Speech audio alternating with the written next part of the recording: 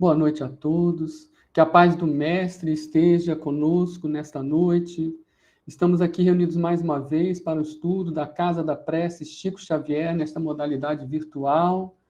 E o tema que nós vamos tratar essa noite é o tema do sono e sonhos. Esse tema está bem explorado no Livro dos Espíritos, Codificação de Allan Kardec, na sua parte 2, que é a parte do mundo espírita, capítulo 8, que trata da emancipação da alma. Nós vamos nos centrar na questão do sono e dos sonhos. Algumas perguntas que a gente pode se fazer, até as crianças fazem essas perguntas, porque a curiosidade é muito grande, é tratar o que fazemos enquanto estamos dormindo. O que será que está acontecendo com a gente naquele momento? E a alma? A nossa alma também dorme quando o nosso corpo está dormindo? E mais, quando nós acordamos e temos aquelas lembranças dos sonhos, o que isso representa? O que isso significa para nós, os sonhos? Então, são perguntas interessantes e que foram tratadas de forma bem séria e científica no nosso texto do Livro dos Espíritos. Algumas coisas são notáveis, a necessidade do corpo físico de ter o seu repouso. É uma necessidade fisiológica, Se o nosso corpo não repousar, nós não teremos a recuperação das energias para as atividades do dia a dia enquanto estamos acordados. Então, nós precisamos realmente do repouso do corpo físico. Inclusive, a ciência já demonstrou que durante o sono é o momento em que aquelas observações, todos os sentidos que foram absorvidos ao longo do dia, elas vão realmente ficando guardadas no cérebro. É como se nós estivéssemos fazendo o nosso backup, A gente fez todos os trabalhos do dia no computador e aí você tem que fazer o backup antes de desligar. E o nosso repouso é o momento em que o cérebro trabalha exatamente para registrar, fazer o backup de todas as informações ou descartar aquelas que não são interessantes, não são consideradas relevantes, elas vão sendo descartadas. Então, olha a importância do repouso do corpo físico, é inegável. E outra questão é a complexidade e a incoerência dos nossos sonhos. A gente acorda e relembra o sonho que a gente teve durante a noite, às vezes acorda durante a noite mesmo, aflito, e a gente percebe que o sonho, muitas vezes, são difíceis de entender o que significa aquilo, o que nós estamos vendo, pensando e lembrando quando acordamos. Então, vamos tratar dessas questões.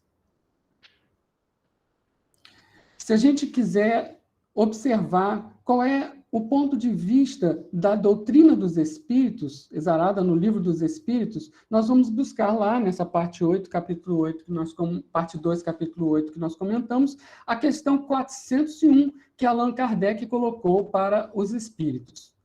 Durante o sono, a alma repousa como o corpo? Então, a pergunta é se a alma também dorme. E a resposta da espiritualidade trazida para Allan Kardec foi: não. O espírito jamais está inativo. E é verdade. O espírito, ele não precisa dormir. Que ele está liberto do corpo físico, que precisa daquele repouso, como nós dissemos. Mas o espírito não é matéria, então ele não precisa daquele repouso. E continuam os espíritos. Durante o sono, afrouxam-se os laços que o prendem ao corpo. E não precisando o corpo, então, da sua presença, o espírito se lança pelo espaço e entra em relação mais direta com outros espíritos.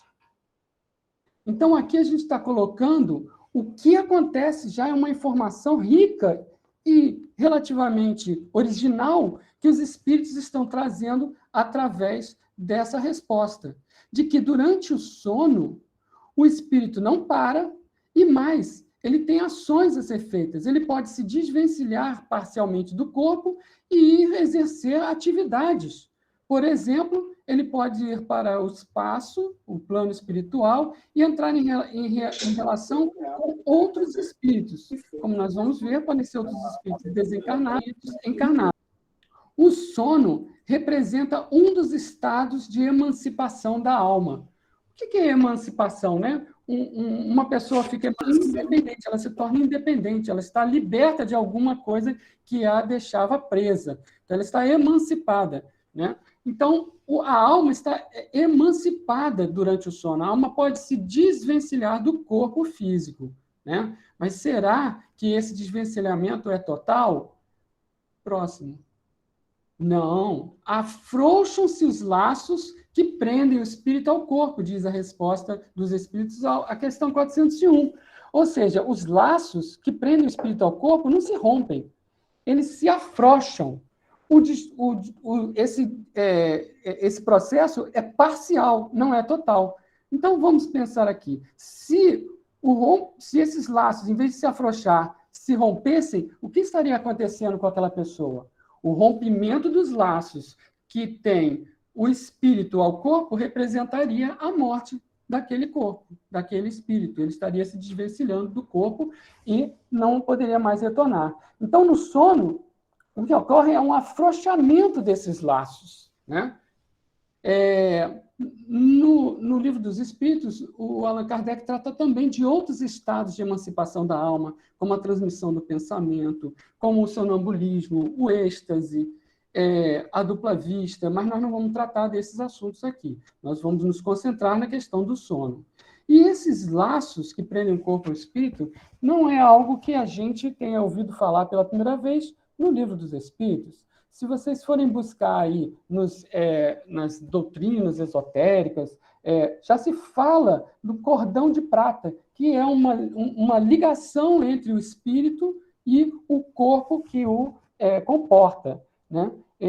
A gente tem exemplos desses laços que se tornam visíveis em obras de André Luiz, por exemplo, na psicografia de Chico Xavier.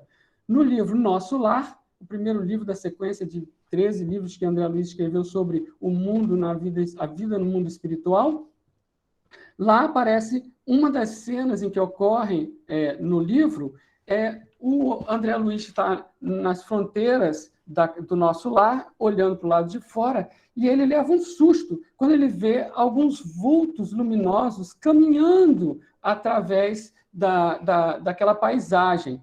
E ele, naquele momento, ficou com medo, correu para dentro e buscou a ajuda e o esclarecimento daqueles que o orientavam naquela noite, né? E esses, então, que eram seus amigos, até se riram dele, porque acharam graça. Ele estava com medo de espíritos encarnados que estavam passeando por ali, próximo ao Nosso Lar.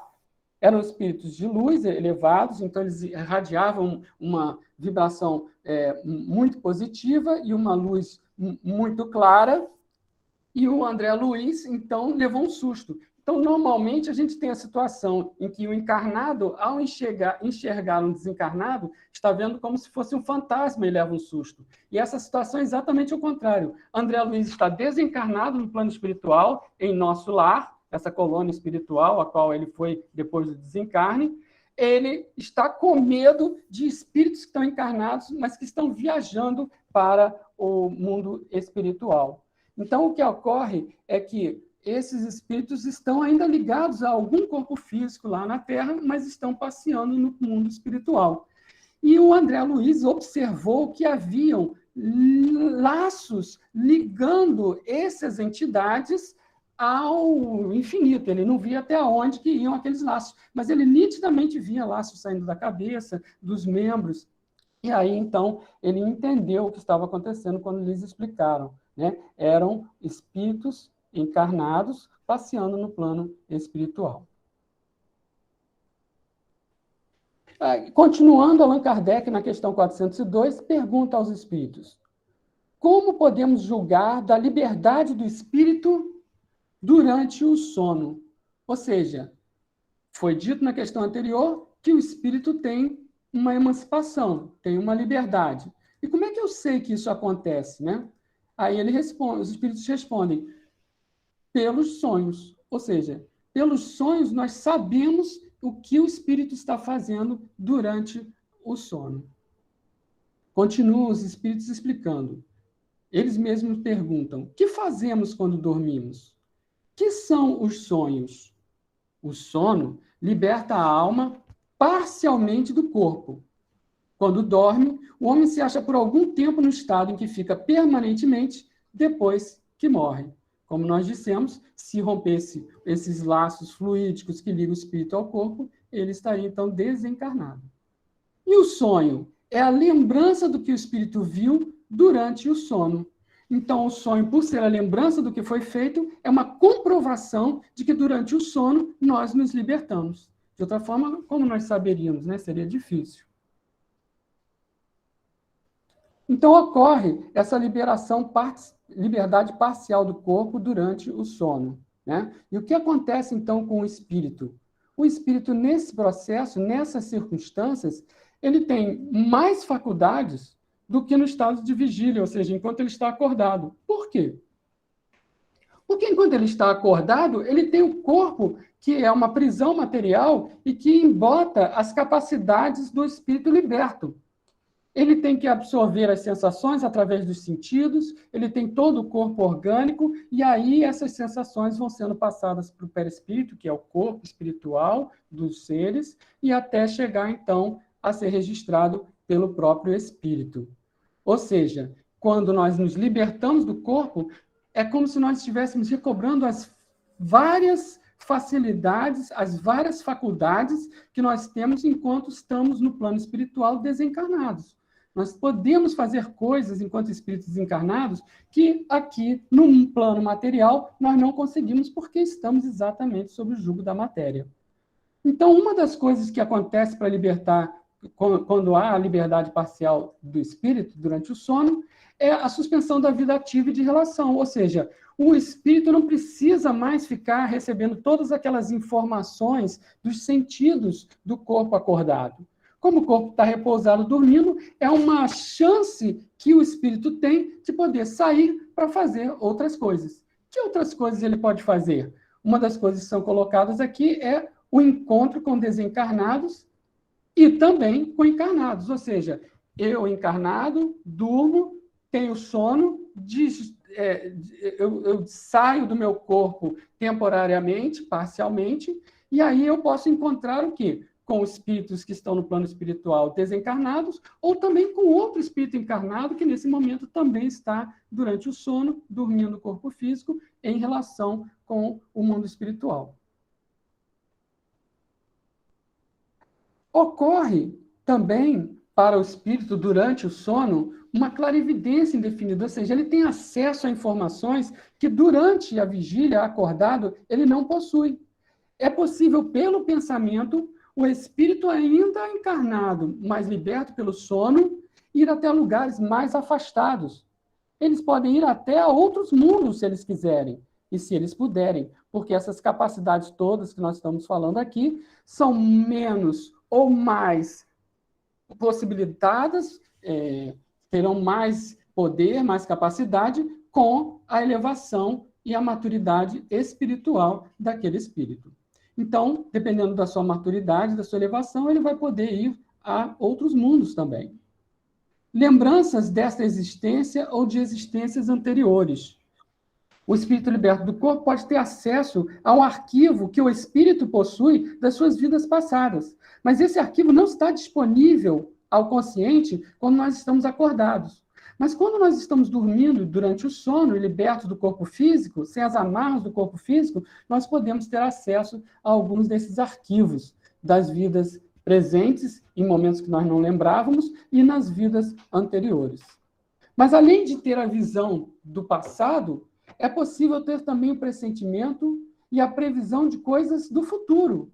Podemos entrever as possibilidades do futuro. Não existe fatalismo, o futuro não está absolutamente descrito, mas nós podemos ver o que pode acontecer estatisticamente falando. E aí, isso daí vai ter vários desdobramentos para a nossa vida.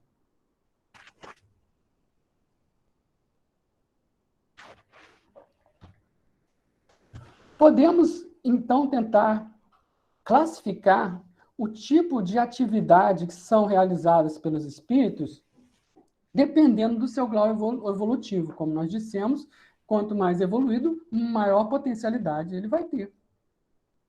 Então, os espíritos, na maioria, informam a espiritualidade no Livro dos Espíritos, eles ficam indiferentes. Ou buscam mundos inferiores, velhas afeições e gozos. Criam simpatias e antipatias, chamadas ditas gratuitas. Vamos observar essas situações, né? Eles ficam indiferentes, significa que muitos dos espíritos eles dormem e simplesmente não fazem nada. É como se eles estivessem com o corpo dormindo e eles se levantassem, se sentassem do lado da cama e passassem a noite inteira indiferente. Ou seja, eles podem perambular e voltar sem fazer absolutamente nada. E disse que a maioria dos espíritos estão nessa situação. Outros espíritos buscam mundos inferiores, velhas afeições e gozos, em função do quê? Do seu nível vibracional. Pela lei das afinidades, ele vai buscar aquilo que ele agrada. Então, ele vai se reunir com espíritos que têm o nível que ele tem, que têm as afinidades que ele tem, que têm os gostos que eles têm e que têm as mesmas afeições. E é claro que se eles estão entrando em relação com espíritos desencarnados, mas também com os encarnados, durante o sono, durante essa relação com esses espíritos encarnados, ele pode criar simpatias e antipatias. Ao voltar ao corpo e acordar, ele pode, durante a sua vida, reencontrar esses espíritos que ele conheceu durante o sono e ele sentir uma certa antipatia ou uma certa simpatia que ele não sabe de onde vem. Muitas delas podem ter a sua origem em vidas passadas, mas outras não. Embora ele nunca tenha encontrado aquela pessoa nesta vida, ele pode ter encontrado ela durante o sono. E essa questão da busca das suas afinidades, do que ele tem sintonia para fazer, a gente tem, na Casa da Prece, um curso de evangelização infantil, e uma das atividades que é feita, né, para os jovenzinhos é exatamente demonstrar essa possibilidade de libertação do espírito durante o sono. Então, a criança deitava sobre um jornal, a gente desenhava, então, a forma do corpo da criança, recortava aquela forma do corpo em jornal, e aquilo era o corpo físico. E aí a gente dizia, então agora você vai dormir. Então, botava o jornal no chão, é o corpinho lá deitado, e agora o que você vai fazer enquanto seu corpo dorme? A criança, então, levantava e fazia o que achava interessante fazer. E a gente ainda tinha a sutileza de colocar um barbante ligando o jornal, o corpo físico adormecido, à criança, que é o espírito propriamente dito, liberto do corpo físico parcialmente. E aí a gente colocava várias situações. Uma situação em que a criança se libertava do corpo e sentava na cama e passava a noite inteira sentada. O outro que saía, que ia para a balada e pulava, gritava e fazia as mil doideiras. E o outro que saía para ir buscar uma instrução, um aprendizado novo com espíritos superiores. E aí, no dia seguinte, quando chega de manhã, cada um desses três vai acordar. E eles vão relatar o que eles estão sentindo. Então, um deles vai sentir nada, uma modorra, porque ele ficou lá indiferente. O outro que caiu na gandaia vai dizer que está exausto e não sabe por quê, dormiu, mas não descansou. E o outro vai dizer que está se sentindo bem, uma leveza, uma energia, uma coragem, que ele não sabe explicar de onde veio. Ou seja, olha a importância do que nós fazemos durante o sono para a nossa vida de relação. Nós vamos levar essas consequências daquilo que nós estamos fazendo com esse tempo. E o que vocês acham que um espírito que já está tentando evoluir, já está na marcha evolutiva, ele está propenso, ele não é um espírito de luz, mas ele está tentando, pelo menos, consertar, melhorar a sua vida, né? Como que esses espíritos que já acordaram para a necessidade da evolução, embora as dificuldades e suas dificuldades e seus defeitos, o que eles vão fazer durante o sono? Eles vão se comunicar com espíritos mentores, com espíritos familiares, para buscarem instrução, esclarecimento, aprendizado. Eles vão estudar, vão viajar, visitar outros locais na espiritualidade para aprender mais. Eles vão trabalhar e auxiliar o próximo, mesmo estando o corpo dormindo. Então, isso é uma característica dos espíritos que já estão buscando alguma coisa melhor para as suas vidas. Estão lutando para melhorar a sua vida, enquanto espíritos. E os espíritos elevados? Bom, os espíritos elevados são espíritos, vamos dizer assim, que são missionários, estão em missão. Quando o corpo físico dorme, é uma oportunidade para ele se desvencilhar daquela prisão material. Muitos são espíritos que não precisariam estar reencarnando na Terra, mas voltam para cumprir certas missões, para ajudar as pessoas. E para eles, então, o corpo é um peso muito grande para quem já não precisaria mais estar reencarnando aqui na Terra, nesse tipo de corpo físico. Mas ele aceita reencarnar como uma missão. Então, o momento do sono para ele é uma bênção, porque ele vai poder se desvencilhar um pouco daquele corpo um pouco pesado demais para o nível de elevação desse espírito. Eles, então, retemperam a sua alma, ou seja, eles refrescam a sua alma para suportar melhor as suas missões na Terra, né? Então, a gente pode imaginar espíritos missionários dormindo e saindo do corpo e respirando. Ai, que bom, pelo menos por algumas horas eu estou livre desse corpo pesado. E, certamente, se os espíritos em marcha evolutiva trabalham, estudam e ajudam, é claro que os espíritos elevados também não vão ficar sentados ao lado da cama tocando uma harpa. Eles vão trabalhar também. Mas, para eles, esse trabalho é uma bênção.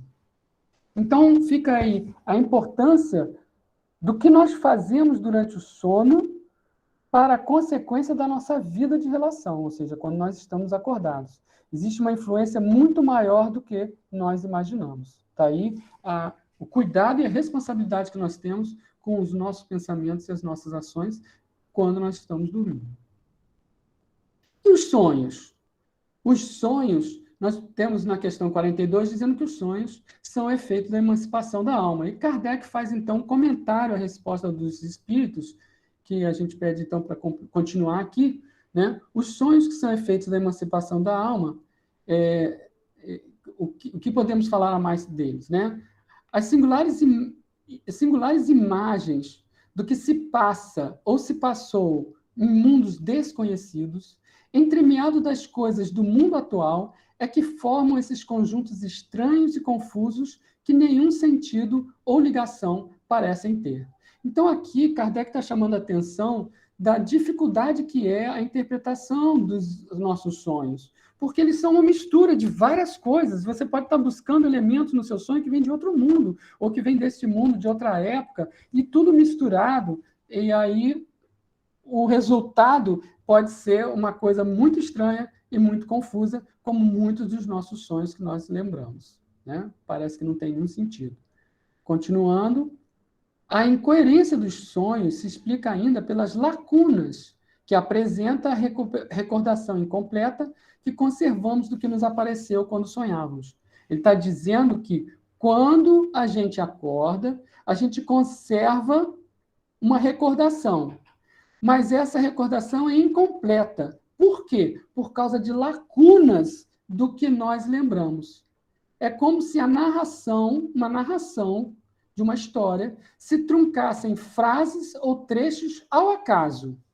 Reunidos depois, o que sobrou, esses fragmentos restantes, nenhuma significação racional teriam. Então, olha a dificuldade da interpretação dos sonhos, levando em conta como eles são formados.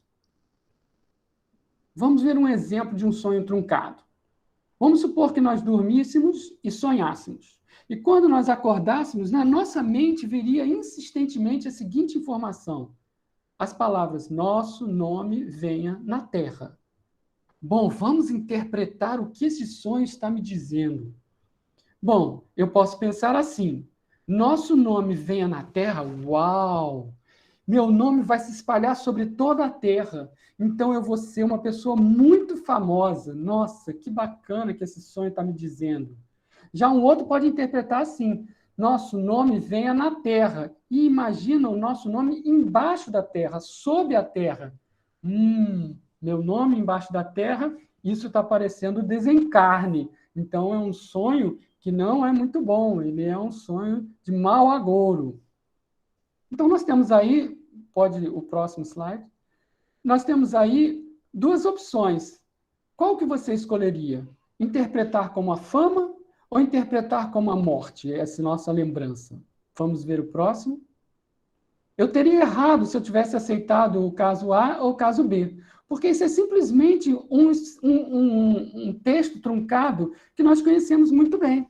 É o Pai Nosso, que está no céu, santificado seja o vosso nome, venha a nós o vosso reino, seja feita a vossa vontade, assim na terra como no céu. Só isso, é uma oração. E aí a gente, tentando forçar a barra de interpretar os fragmentos, nós estamos totalmente equivocados. Então, a interpretação dos sonhos, gente, tem que ser feita com muita cautela. Não existe o dicionário universal da interpretação. A gente está tentado, certamente, a buscar o Guru Google, né? Muitos vão buscar o Guru Google. Pode buscar o Guru Google, mas vamos ter cautela. Vamos usar o nosso raciocínio, a nossa razão. Não vamos também cair em qualquer fórmula pré-estabelecida. Uma outra política é nós buscarmos também a nossa própria intuição. Porque se nós tivermos os sonhos, alguma coisa ali dentro está relacionada com a energia mental nossa. Então, nós podemos buscar, na nossa intuição, tentativas de interpretar os sonhos, se esse for o nosso desejo. Mas a regra geral é cautela. Agora, nós podemos ter aplicações relevantes para os sonhos. O autoconhecimento, a análise continuada dos meus vários sonhos, depois de um certo tempo, começam a formar uma ideia interessante de quem nós somos, de como nós agimos, de como nós sentimos e pensamos. Agora, também existem sonhos que são avisos, são uma espécie de premonição. Lembrando que não existe fatalismo. Esse aviso, essa premonição, não necessariamente é de algo que vai acontecer, custe o que custar, e nós não temos nada para fazer com relação a isso. Pode ser um aviso para que nós tomemos uma atitude diante daquela possibilidade. Existem também questões terapêuticas que utilizam os conteúdos dos sonhos para um tratamento. A gente tem, na psicanálise, né, elaborada por Sigmund Freud, que os sonhos são relacionados a reminiscências do cotidiano, do nosso dia a dia. Ou seja, dentro dos sonhos estão misturados as nossas preocupações, os nossos desejos, os nossos temores e os nossos complexos. Esses certamente são elementos que estarão presentes nos nossos sonhos. Então, faz algum sentido isso que está sendo colocado com relação à reminiscência do dia a dia. Próximo. Mas existem também um desdobramento, né, dessas ideias do Freud através do Carl Gustav Jung, que estabeleceu a psicologia analítica. O Jung era discípulo do Freud e eles aí acabaram seguindo cada um para um caminho diferente.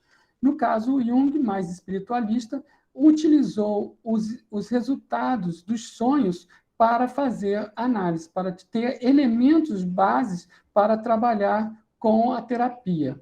Então, ele usou as imagens que o inconsciente projetava através dos sonhos para poder fazer o auxílio e acessar os problemas daqueles pacientes. Existe um livro chamado O Homem e Seus Símbolos, que é muito interessante, né, de autoria do Jung, que é um trabalho que mostra como que várias imagens do inconsciente são encontradas em diferentes lugares do globo e em diferentes épocas da humanidade, mostrando que existe um sentido comum para os sonhos. Então, se nós acessarmos os sonhos dos pacientes, talvez a gente possa conseguir auxiliá-los, né? Então, nós temos aí vários tratamentos utilizando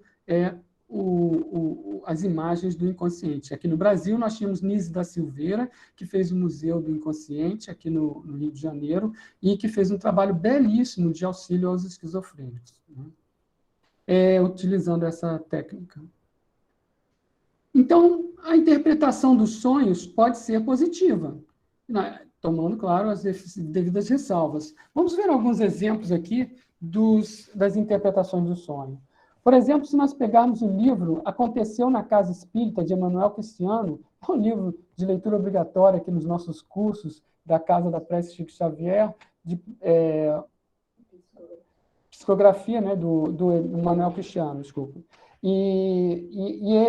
Esse livro trata de uma casa espírita que está sofrendo a infiltração, o ataque de espíritos que não querem que a casa cresça, que não querem que o bem vença. Então, eles estavam sentindo aí, em várias instâncias da casa, os ataques de uma espiritualidade inferior equivocada. E numa dessas situações, aconteceu que o presidente e um diretor tiveram um sonho uma certa noite. Cada um deles sonhou que a casa estava se desestruturando, estava se destruindo, estava acabando a casa, né? Estava demolindo a casa. E no dia seguinte, eles recordaram desse sonho e, por acaso, eles acabaram conversando um com o outro sobre os seus sonhos, né? E descobriram que os dois tinham tido o mesmo sonho. Então, olha que interessante. Ao descobrirem que os dois tinham o mesmo sonho, isso chamou atenção para o sonho. Poderia ter sido um sonho como outro qualquer, mas quando duas pessoas tiveram o mesmo sonho sobre o mesmo assunto, então é porque é para prestar atenção nesse sonho. Alguma razão tem. A casa está com infiltração, a casa está desmoronando. Qual foi a primeira atitude deles? Foi buscar se na estrutura física da casa havia algum problema, alguma rachadura, algum problema estrutural que pudesse eventualmente acabar caindo e perdendo a sede física da casa espírita. Ou seja, a primeira hipótese dele não foi buscar no mundo espiritual uma explicação, foi buscar no mundo material. Isso é uma regra muito boa. Primeiro, a gente tentar resolver as coisas com o que está à nossa volta. Eles buscaram, não encontraram nenhum problema estrutural, aí sim eles podem abandonar essa hipótese material e vamos buscar, então, uma hipótese no mundo espiritual. A casa pode estar sofrendo um ataque de espíritos que estão se infiltrando, utilizando a vaidade aqui, utilizando o descuido ali, utilizando o desleixo aqui, e aí vai minando as possibilidades da casa. E eles, então, estabeleceram uma estratégia para que eles pudessem fazer frente e combater aquela situação que a casa estava atravessando. É um livro muito interessante, a gente recomenda a quem puder que leia, ou se já não leu ainda, o Aconteceu na Casa Espírita. Esse é um exemplo interessante que mostra o método que pode ser utilizado para a interpretação dos sonhos. Um outro exemplo bem interessante está no livro Os Mensageiros, de André Luiz, na psicografia de Chico Xavier. É o segundo livro daquela coleção que a gente falou, que começou com O Nosso Lar, e que é uma situação de consolação e fortalecimento diante de uma calúnia. Conta lá que André Luiz está visitando uma casa onde, à noite, eram feitos vários trabalhos pela espiritualidade, ou seja, os encarnados estavam dormindo, que moram naquela casa, que também tinha um trabalho espírita naquela casa, eles estavam dormindo. Mas, durante o sono, muitos deles iam lá para casa para continuar trabalhando. E, nesse caso, aconteceu que foi chamado para um atendimento, para um auxílio fraterno da espiritualidade, uma jovem senhora encarnada que veio durante o sono. E veio encontrar ela e ajudar ela a sua avó, já desencarnada, moradora do nosso lar, que saiu do nosso lar e veio até aqui, na crosta terrestre, para encontrar com a sua neta. A neta estava sofrendo um caso de calúnia, estavam caluniando ela, que poderia afetá-la a nível profissional, pessoal. Ela estava numa situação bastante complicada naquela altura do campeonato. E a avó vem, então, para fortalecer a sua neta, para dar coragem à sua neta a enfrentar aquela dificuldade, para consolar a sua neta. Então, a senhora começou a explicar para ela como que acontece com a calúnia, né? Então falou, olha, a calúnia é como se fosse uma serpente, uma cobra, que fica escondida sorrateiramente e a hora que ela vê a oportunidade, ela vai dar o bote sem você poder fazer nada, ou seja, ela se disseminou. Só que, minha neta, se você tem a sua consciência tranquila, você sabe que essa calúnia é infundada, então você pode ficar tranquila, porque você está correta, você está com a verdade do seu lado, você que está com o bom senso do seu lado. Então, isso é como uma cobra que vem te atacar, mas quando chega até você, ela se transforma numa cobra de vidro, porque ela não tem mais ação sobre você, porque você está acima dela, você está tranquila com a sua consciência tranquila.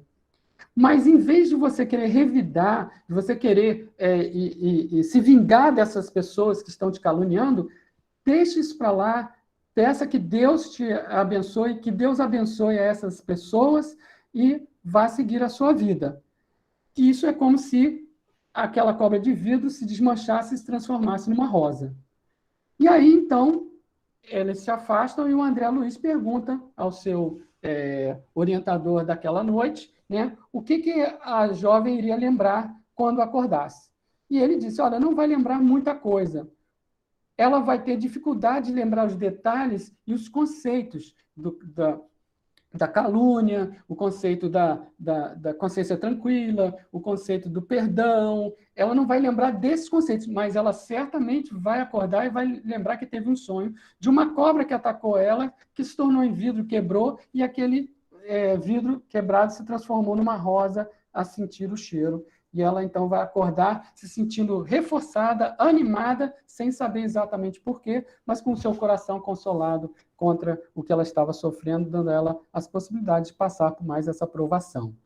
Então, o orientador da André Luiz explica ainda que a senhora, sabendo que ela não iria lembrar de tudo exatamente, mas lá dentro estaria fixado aquelas sugestões. Então, ela usou, mais do que só as palavras que emitiram e enunciaram aquele caso, ela usou o pensamento dela para que aquelas conceitos, e não as palavras, ficassem no espírito da sua neta. Então, é explicado como é complexo o trabalho da espiritualidade para nos ajudar e como que a gente tem que tentar driblar essa dificuldade que existe do corpo físico da pessoa ao acordar, lembrar com nitidez o seu sonho.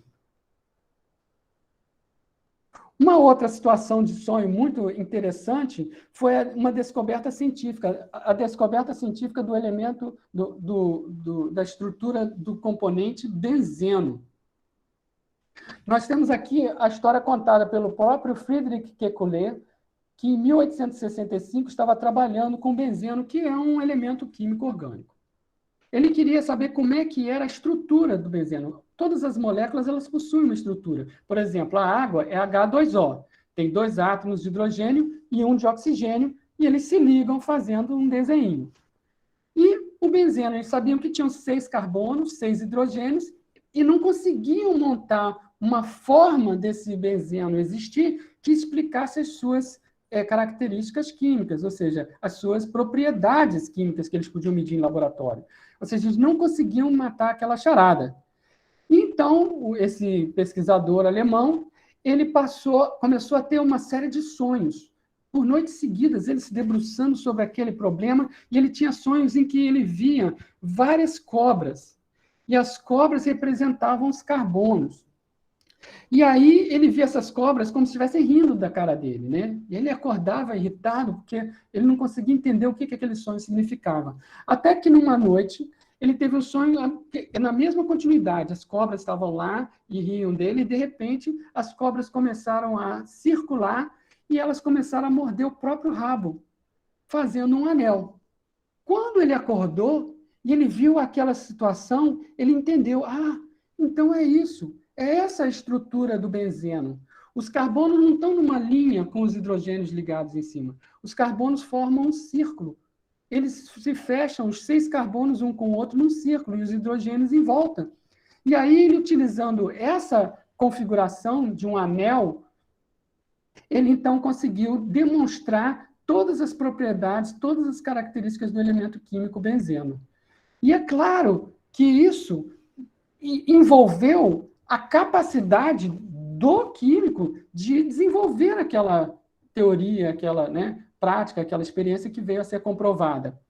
Os espíritos deram a ele uma cancha, deram para ele uma ideia, uma sugestão, que é a sugestão exatamente do círculo. O interessante é que essa figura da cobra mordendo o próprio rabo e girando, ela é uma figura que existe nas civilizações antigas. A gente vai encontrar na Idade Média com os alquimistas usando essa imagem. e vai encontrar no Egito Antigo, há 3.500 anos atrás, peças que representam exatamente esse anel da serpente comendo seu próprio rabo, que recebeu o nome de Ouroboros pelos alquimistas, né? Então, você vê que a influência do sonho auxiliando numa questão prática de uma descoberta científica, como tantas outras que também são registradas por aí. Bom, tendo então a noção da importância do sono para a nossa vida de relação, é bom chamar a atenção para a seguinte questão. Olha só, o sono ocorre, em média, vamos supor, 8 horas por dia, né? Nós dormimos 8 horas por dia. É uma média, é claro, né, gente? Uns dormem mais, outros dormem menos. Mas 8 horas por dia, o dia tem 24 horas, representa 1/3 do dia. Próximo. Se o sono representa 1/3 do dia, quer dizer que quando eu tiver 30 anos, 1/3 desse tempo eu passei dormindo. Então, eu dormi 10 anos. E se eu tenho hoje 45 anos, eu dormi durante 15. E eu, particularmente, que cheguei agora aos 60, posso me vangloriar de ter dormido durante 20 anos. Ou seja, na minha vida, agora, 60 anos, eu passei 20 dormindo. E se eu chegar aos 90, aqueles que estão aí chegando aos 90, tiveram a sapiência de dormir 30 anos. Gente, vamos observar isso com muita cautela. Se nós consideramos que o sono não acontece nada, que o corpo está parado e o espírito também, o nosso equívoco é um preço muito grande. Com 60 anos, eu vou ter dito que eu fiquei 20 anos fazendo nada, sentado ao lado da cama tocando uma harpa. Não é isso. Eu tenho que aproveitar esses 20 anos para fazer algo que eu não posso fazer enquanto eu estou acordado, porque eu tenho sentidos, eu tenho meu corpo físico me blindando, eu tenho sentidos que mascaram as informações, elas limitam as informações que eu posso receber, porque os espíritos eles podem se comunicar só pelo pensamento, e nós não, nós temos que utilizar todos os sentidos para nos comunicarmos. Então, eu tenho que respeitar o meu sono, porque ele é uma oportunidade que eu tenho de aproveitar melhor a minha vida. Quando chegar no final da minha existência e olhar para trás, esse 1/3 da minha existência foi bem utilizada ou foi desperdiçada? Aí a gente vai recorrer aos egípcios novamente, que falavam, vamos bem viver para bem morrer. Eles construíam aquelas pirâmides e colocavam ali dentro as posses dos faraós, né? Botavam os tesouros, até comida, até os animais de estimação eles botavam lá, porque eles tinham certeza da sobrevivência da alma. Então, se eles sabiam que o espírito ia acordar depois de ter desencarnado, eles diziam, vamos viver bem para na hora que a gente desencarnar, a gente estar bem. Porque eu me preparei para esse momento próximo. Então, a gente pode usar uma paródia e dizer aqui, nós devemos bem dormir para bem se desligar. Porque como durante o sono eu me desliguei parcialmente do corpo, é como se eu estivesse exercitando o desencarne.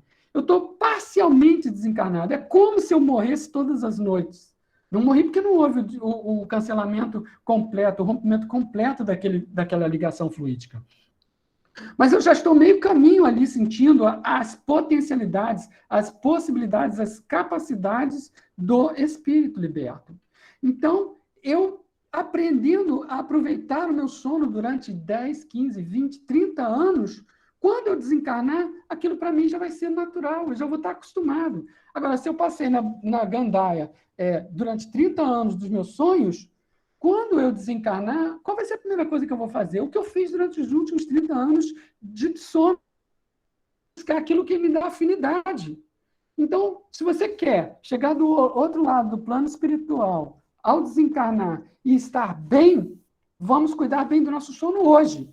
E se eu tanto faz, vamos de qualquer jeito, então na hora que eu desencarnar e chegar do outro lado, eu vou ficar de qualquer jeito. Vamos fazer bons usos dos sonhos. Se nós formos buscar lá no Evangelho, nós vamos encontrar o anjo Gabriel na situação da anunciação de Maria. Próximo aí. o anjo Gabriel apareceu para Maria, lá no Evangelho de Lucas, né? Ave Maria, cheia de graças. Né? Ele falou isso para Maria, né? Bendita sois vós entre as mulheres. E avisou a Maria que ela teria um filho que devesse se chamar de Jesus. Ela estava acordada, ela viu esse espírito acordada. Mas aí, o mesmo anjo Gabriel aparece para José e em sonho. E fala com José em sonho: José, despose Maria, né? É importante, vai nascer o enviado de Deus, o Messias. E aí José, né? O que José fez? José acatou. E aí eles se juntaram, Jesus nasceu. Quando Jesus nasceu, houve aquela perseguição às crianças infanticidas, e aí aparece de novo o anjo Gabriel para o mesmo José 2 vezes. A primeira dizendo para que eles fugissem ao Egito. E a segunda, quando acabou a necessidade deles estarem fugidos, que eles retornassem do Egito para a Judéia. Então, são situações em que um anjo apareceu em sonho. Um anjo é um espírito elevado, né? E nesse caso, o mensageiro de Deus, e que veio, então, para trazer uma informação importante para o José. Né? Então, o próximo slide aí é a pergunta: já pensou se José não tivesse interpretado o sonho? Já pensou se José não tivesse dado bola para esse sonho? Então, hoje nós estaríamos complicados aqui, né? Porque Jesus ia ter dificuldade de nascer, pelo menos naquela família, se não houvesse a concordância do José. Então, vamos fazer bom uso dos sonhos. Bom uso dos sonos e bom uso dos sonhos. Para isso, nós precisamos preparar para o sono e para os sonhos. Né? Próximo. Por que não buscar uma harmonização mental antes de dormir? Por exemplo, música, leitura, filmes, conversações edificantes. Né? Se eu buscar coisas que excitam muito a mente, o meu sono vai ser mais dificultado, vai ser mais perturbado. E aí, os sonhos, que são a imagem dessas atitudes durante o sono, também vão ser mais complexos, mais difíceis de interpretar. A disposição física também é importante durante o sono e vai repercutir nos sonhos. Qual é a sua alimentação, se ela for uma alimentação equilibrada, qual a duração dos seus sonhos, se você está dormindo muito tarde, acordando muito cedo, dormindo muito pouco, dormindo demais, tudo isso daí vai afetar o que você faz e qual é o seu estado de espírito durante o sonho, e isso vai repercutir na imagem produzida nos sonhos. Então, vale sempre o recado de Jesus: orai e vigiai. Antes de dormir, vamos vigiar os nossos pensamentos e vamos orar pedindo auxílio. Né? Próximo. Vamos nos colocar predispostos ao dormir. Eu não preciso fazer um rosário de orações, mas eu tenho que me colocar à disposição. Essa disposição para quê? Para melhor aproveitar o momento do sono. Então, conversar com nossos espíritos guardiães e falando com ele, pode botar o próximo, falando com ele, me auxilia. Pode colocar o próximo slide.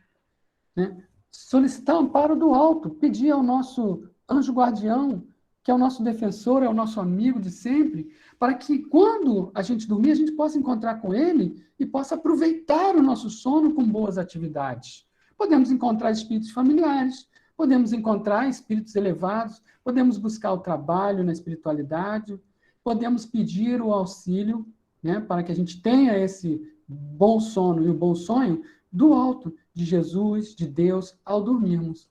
A gente deve, então, se preparar ao dormir para que a gente possa melhor aproveitar toda essa vida, todo esse tempo que nós passamos aqui, enquanto encarnados, durante o sono do corpo físico. Então, que Deus nos abençoe, que Jesus de Nazaré esteja sempre em nossos caminhos e que a gente possa, então, contar com nossos espíritos guardiães para nos auxiliar no nosso sono. E essa noite, então, que todos tenham uma boa noite, bons sonhos e que fiquem com Jesus.